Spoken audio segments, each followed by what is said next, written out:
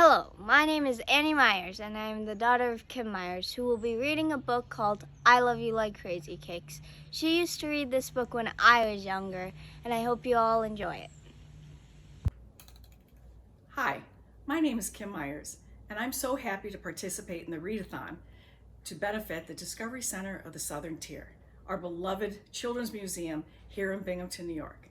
I'm going to read one of our family's favorite books called I Love You Like Crazy Cakes.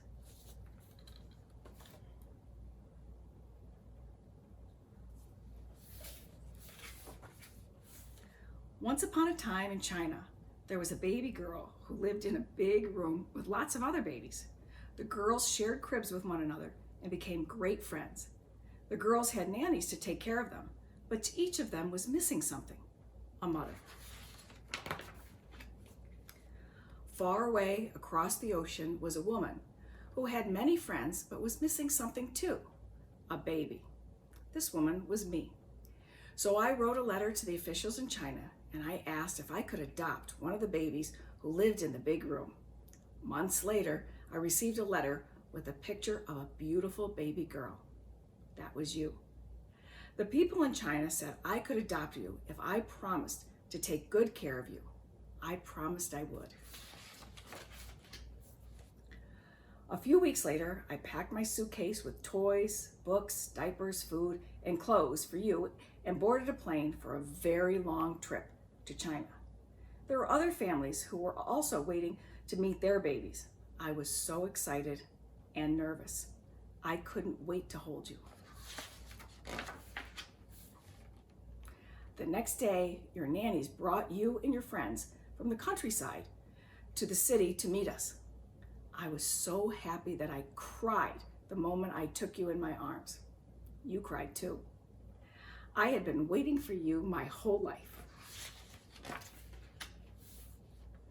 I brought you back to the hotel and sat you down on the bed to get a good look at you. You sat up so straight, your rosy cheeks made you look like a soft pink doll. When you looked at me with those big brown eyes, I knew we belonged together. I love you like crazy cakes, I whispered. How did this happen? How did someone make this perfect match a world away? Did the Chinese people have a special window into my soul? The first night, I laid you down in your crib made up of crisp white linens and a new blanket from America. I tucked you in and I kissed your little hands and tiny little feet hundreds of times. I was falling in love.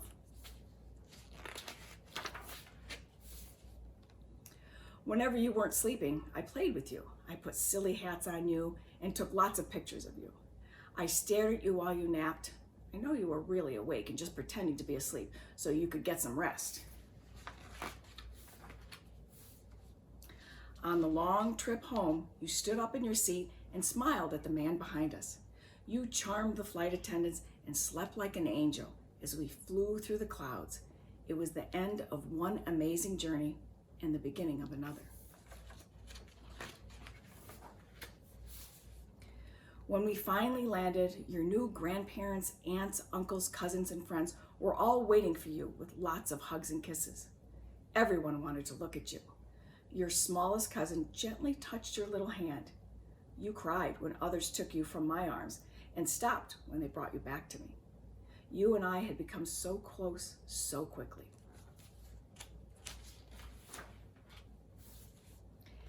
Your new room was filled with toys, stuffed animals, and a new crib. All the grown-ups watched you carefully and watched you check out your new room. Then you smiled as if to say, I'm home. Flowers, cards, and presents arrived. More and more people came to visit.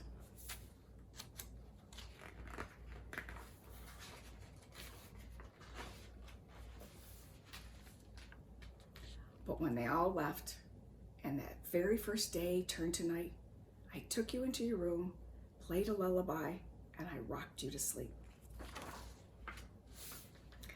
I held you tightly, kissed you softly, and I cried. There were tears for your Chinese mother, who could not keep you. I wanted her to know that we would always remember her. I hope that somehow she knew you were safe and happy in the world. I love you like crazy cakes. This is for Molly and Annie. Thank you very much. I hope you enjoyed this.